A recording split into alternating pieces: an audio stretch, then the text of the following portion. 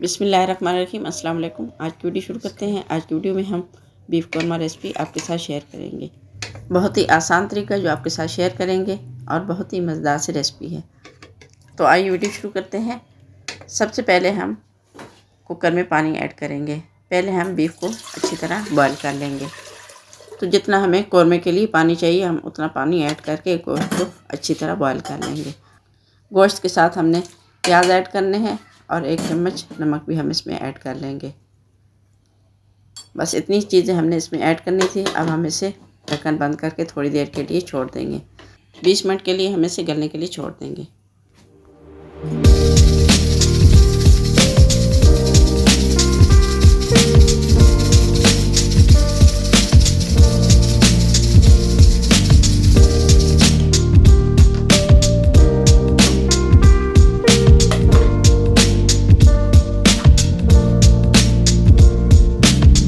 के बाद अब हम गोश्त चेक कर लेते हैं। तो गोश्त हमारा अच्छे से गल चुका है। तो अब हम इसका पानी अलग कर लेंगे। गोश्त को हम भून लेंगे, पानी हम बाद में ऐड करेंगे।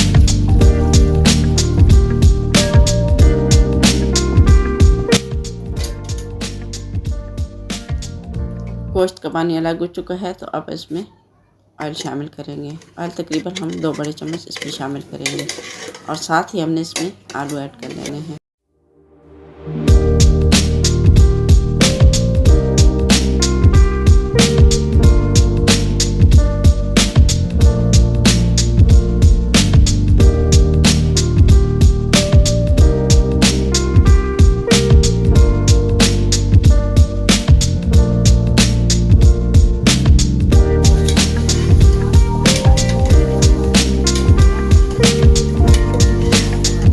से 3 मिनट हम आलू को भून के बाकी की चीज़ें भी शामिल कर लेंगे। तो लाल मिर्च पाउडर 1/2 टेबल स्पून और हल्दी भी 1/2 टेबल स्पून हम इसमें शामिल करके इसे अच्छी तरह भून लेंगे।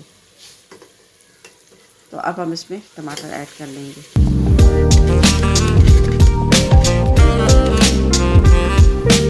मसाला अच्छी तरह भुन चुका है। तो अब हम इसमें गरम मसाला ऐड कर लेंगे। इसे भी हम तकरीबन 2 से 3 मिनट के लिए अच्छी तरह भून लेंगे। तकरीबन मसाला भुन चुका है, ऑयल इसके ऊपर आने लगा। तो अब हम इसमें पानी शामिल कर लेंगे।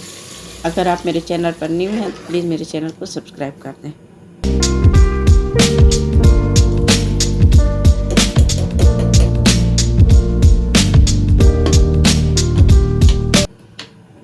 कौरमा रेसिपी रेडी है। अब आपको फाइनल लुक दिखाते हैं।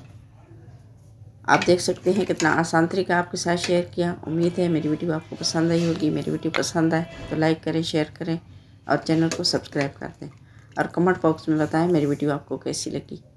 दुआ में याद रखिए। मिलते हैं एक नेक्स्ट वीडियो में। तब तक के लिए अल्लाह हाफ़िज़।